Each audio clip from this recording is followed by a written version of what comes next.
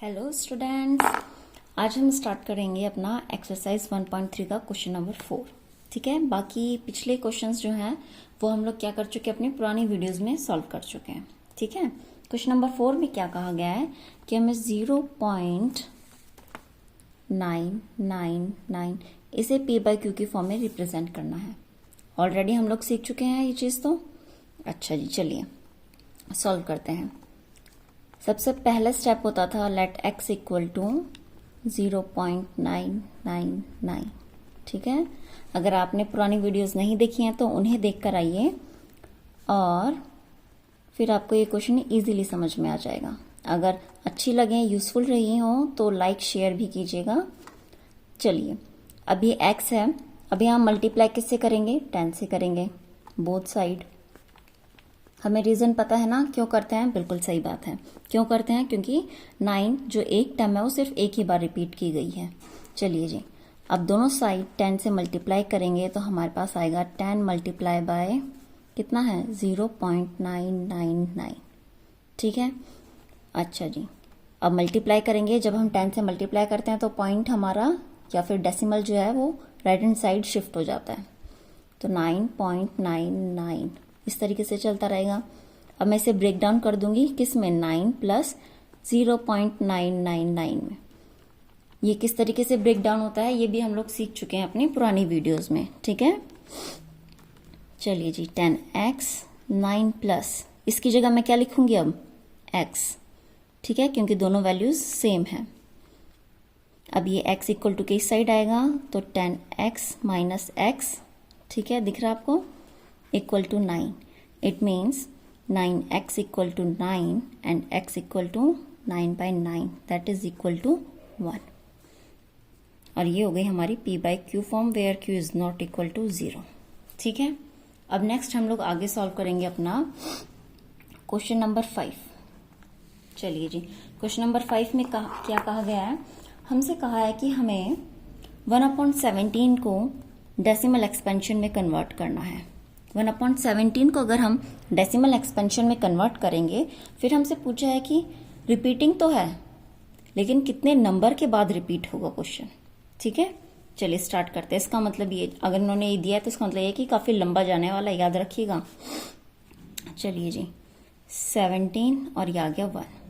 Start करते हैं divide करना। ये तो कटेगा नहीं, पॉइंट लगाना पड़ेगा, फिर 0 आएगा। अभी भी सॉल्व नहीं होगा तो एक और 0 लगाना पड़ेगा, यहाँ एक और 0 आ जाएगी। ठीक है, पेशेंस के साथ इसे सॉल्व करके देखिएगा, तब जाकर आंसर आएगा। अब हम देखो, 17 की टेबल याद है? किससे करना पड़ेगा? 5 से, क्योंकि 17 5 का कितना होता है हमारे पास? That is 85। चलिए जी, कितना बचा? 15। ठीक है, अब यहाँ 0 लगाएंगे। अब किससे जाएगा? 8 से। 8 से कितने टाइम्स जाएगा? 17 8 का कितना होता है? 136। ठीक है, 136। चलिए जी, माइनस करेंगे, कितना बचा? 14। 0 लगाई, फिर से क्या करना पड़ेगा? 8। ये तो लग रहा है मुझे यही रिपीट ना होना स्टार्ट हो जाए। 136, कितना बचा? 4। जी नहीं, रिपीट नहीं हुआ है। ठीक है, इसके बाद अब हम लोग क्या करेंगे? 17 2 जा कितना होता है? 34। माइनस कीजिए, कितना बचा? 6। फिर 0 आई। ठीक है, उसके बाद 17 3 से जाएगा, क्योंकि 17 4 जा तो 68 होता है, काफी बड़ा हो जाएगा। तो किससे करना पड़ेगा? 3 से करना पड़ेगा। 17 3 जा 51। माइनस कीजिए, कितना बचा? That is 9। फिर एक और 0 आई। अब फिर से 17 5 जा कितना होता है? 85। कितना बचा? 5। फिर हमने क्या किया? 0 उतारी। ये तो बहुत लंबा जा रहा है। 17 2 जा करेंगे इस बार, 34, क्योंकि 17 3 जा तो 51 हो जाएगा ना, ज्यादा हो जाएगा। कितना बचा हमारे पास यहाँ पे? अगर माइनस करते हैं तो हम लोग इसे दैट इज इक्वल टू 16। फिर हम एक 0 उतारेंगे। ठीक है, उसके बाद कितना आएगा अब हमारे पास? 9 टाइम्स, क्योंकि 17 9 जा कितना होता है? 153। चलिए जी, अब माइनस कीजिए, कितना आएगा हमारे पास? 7 बचेगा। फिर से एक और 0 लगाएंगे। अब 17 4 जा 68 होता है, देखा कितना लंबा चला गया। यहाँ पर अगर हम सब्ट्रैक्ट करेंगे तो 2 फिर 0। अब हम क्या कर सकते हैं, 17 1 जा 17, कितना बचेगा यहाँ पर 3 सब्ट्रैक्ट होकर आएगा। ठीक है, ये मैं यहाँ पर सॉल्व करती हूँ, ध्यान से देखते रहिएगा आप लोग। ठीक है, चलिए जी, हम 17 से डिवाइड कर रहे हैं और नंबर हमारा 20 और 17 कितना आ रहा है 3। यही चीज़ मैंने यहाँ पर लिखी है, क्वेश्चन मैं वहीं लिखूंगी। ठीक है, चलिए जी, 3 आ गया। अब फिर से मैं यहाँ 0 लगाऊंगी।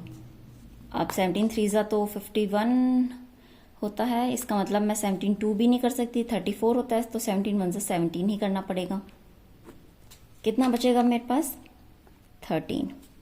13 के बाद मैंने एक और 0 लगाई। अब कितने टाइम्स 119 7 टाइम्स आता है। सब्ट्रैक्ट कीजिए, कितना आएगा 11 बचा। फिर से एक और 0। अब क्या करना पड़ेगा 6 टाइम्स, क्योंकि 17 6 102। कितना बचा हमारे पास 8 आया सब्ट्रैक्ट करके। फिर से 0 लगानी पड़ेगी। ये तो लग रहा है बहुत लंबा जाएगा। ठीक है, 80 है तो 17 4 जा कितना करना पड़ेगा 68।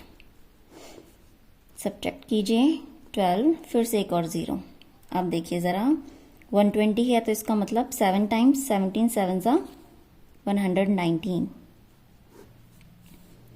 1 बचा। अब देखो ज़रा, अब रिपीट हो सकता है क्योंकि यहाँ पर 1 है और स्टार्टिंग में भी बिल्कुल 1 था। अगर मैं यहाँ एक 0 लगाती हूँ तो 17 डिवाइड नहीं कर पाएगा। इसका मतलब मुझे यहाँ एक और 0 लगानी पड़ेगी, तो यहाँ पर भी एक 0 लगानी पड़ेगी। फिर से क्या जाएगा 17 5 जा कितना 85। दिख रहा है, वही चीज़ रिपीट होने स्टार्ट हो जाएगी। फिर 15 आएगा, ऐसे सॉन्ग ये चलता रहेगा। मेन चीज़ हमारे पास क्या है कि हमारे पास क्वोशिएंट क्या मिला हमें। क्वोशिएंट ये देखिए, क्वोशिएंट आया हमारे पास ये, डिवाइड करने पर हमें ये मिलता है। इसका मतलब नंबर यहाँ से लेकर यहाँ तक पर बार लगेगा, क्योंकि उसके बाद तो फिर 0 5 फिर से सॉन ऐसे चलता जा रहा है। देख रहे हैं आप लोग। चलिए जी, तो कितने के बाद हमारे पास रिपीटिंग स्टार्ट हुआ 1 2 3 4 5 6 16 आफ्टर 16th नंबर। ठीक है, क्या स्टार्ट होगा रिपीटिंग स्टार्ट होगा। आया समझ में। चलिए जी, अब हम अपना नेक्स्ट क्वेश्चन देखते हैं, that is question number 6। NCERT book का अगर हम क्वेश्चन नंबर 6 देखें तो इसमें देखिए कहा क्या गया है हमसे, look at several examples of rational number in the form of P by Q. हमें पता है रेशनल नंबर्स को हम पी बाई क्यू की फॉर्म में लिख सकते हैं, जहां पर पी एंड क्यू क्या होते हैं integers with no common factor other than 1। और हमें ये भी पता होता है पी और क्यू में कुछ कॉमन नहीं होता है, हमेशा सिर्फ 1 कॉमन होता है। ठीक है, हैविंग टर्मिनेटिंग डेसिमल रिप्रेजेंटेशन। जब कभी भी टर्मिनेटिंग डेसिमल होगा, इसका मतलब जब हम इसका डेसिमल एक्सपेंशन कर रहे होंगे और वो टर्मिनेट हो जाए, तो ऐसे में क्यू की प्रॉपर्टी बतानी है हमें। चलिए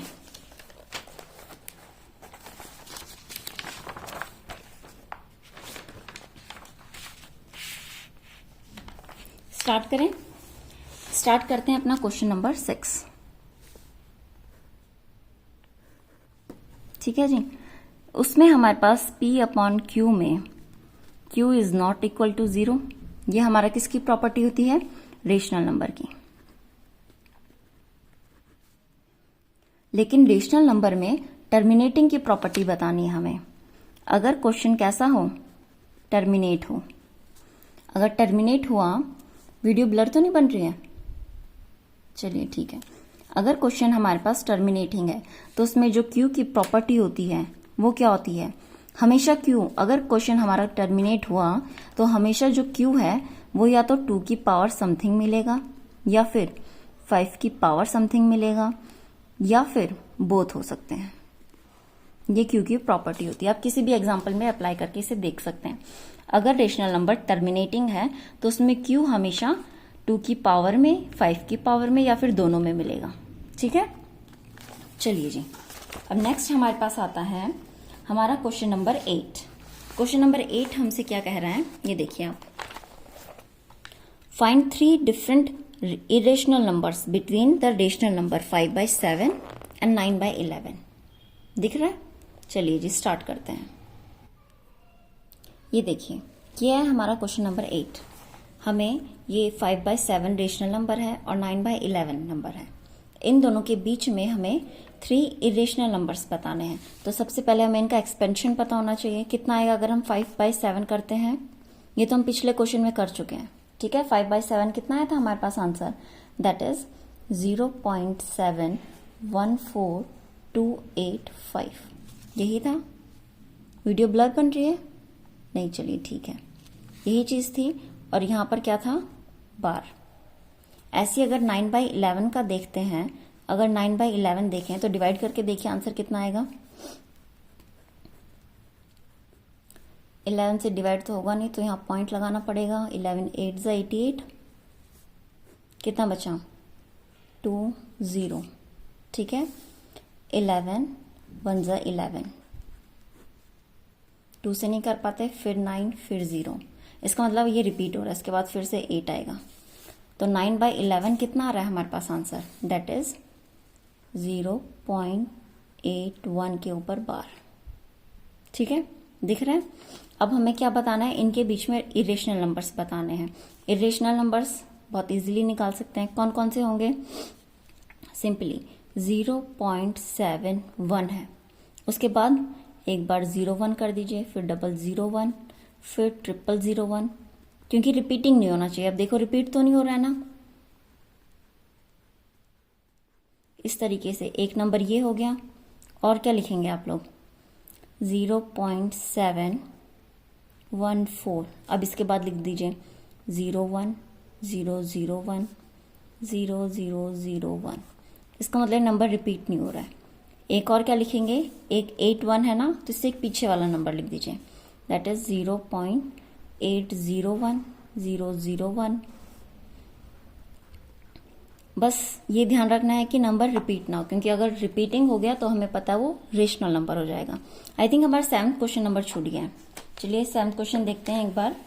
क्या है question number 7? Right 3 numbers whose decimal expansions are non-terminating and non-recurring। non-terminating and non-recurring कौन होते हैं? इरेशनल नंबर्स होते हैं। तो एग्जाम्पल हमें इरेशनल नंबर्स का देना है। तो ये देखिए आप लोग जरा, क्वेश्चन नंबर 7, ठीक है। सबसे पहला एग्जाम्पल ऐसे ही बना दीजिए, 0.101001, फिर 0001। इस तरीके से चलते रहेंगे। तो देख रहे हैं आप लोग, non terminating and non repeating. दूसरा एग्जाम्पल, 1 की जगह 2 रख दीजिए, 202002, फिर 0002, उसके बाद 00002। इस तरीके से चलता रहेगा। आप कुछ भी रख सकते हैं, कोई भी नंबर, बस रिपीट नहीं होना चाहिए। 0.5 रख लो, फिर 00, फिर 000, ठीक है, इस तरीके से। चलिए जी, अब नेक्स्ट हमारे पास लास्ट क्वेश्चन बचता है, दैट इज क्वेश्चन नंबर 9। इसमें क्या कहा गया है? हमें बताना है कौन सा इरेशनल नंबर है और कौन सा रेशनल नंबर है। चलिए जी, सबसे पहला पार्ट हमसे कहा गया है √3। √23 है, नॉट √3। √23 क्या होगा? दिख रहा है? 23 कैसा है? परफेक्ट स्क्वायर नहीं है। इसका मतलब ये परफेक्ट स्क्वायर नहीं है, तो ये कैसा होगा? इरेशनल नंबर होगा, ठीक है। सेकंड पार्ट देखिए आप लोग। सेकंड पार्ट है अंडर रूट में 225। अभी देखिए अंडर रूट में 225 है, इसका मतलब मैं इसका आंसर आएगा 15 जब आप लोग निकाल कर देखेंगे। ये देखिए इस तरीके से, ठीक है। किससे कैंसिल आउट होगा? 5 से। 5 4 ज़ा 20, 5 5 ज़ा 25, ठीक है। 5 9 ज़ा 45, 3 3 ज़ा। अब देखिए पेयर बनाइए, तो हमें पता है आंसर कितना आएगा? 15 आएगा। √225 का कितना होता है? 15, which is a rational number. Okay, चलिए जी, थर्ड पार्ट जो है हमारे पास, थर्ड पार्ट है 0.3796। 0.3796। इसमें तो हमें दिख ही रहा है क्या है, टर्मिनेट है। अगर टर्मिनेट हो गया इट मीन्स कैसा नंबर होगा ये, रेशनल। ठीक है, चलिए जी फोर्थ पार्ट क्या है हमारे पास, 7.478, फिर से 478। चलिए जी, टर्मिनेट नहीं है। ठीक है, अब आप लोग देख सकते हैं 478 रिपीट हो रहा है, इसका मतलब नॉन टर्मिनेटिंग,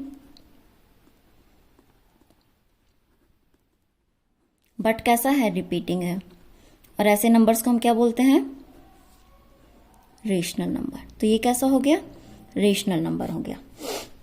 लास्ट है फिफ्थ पार्ट, 0.10, 1001, 0001।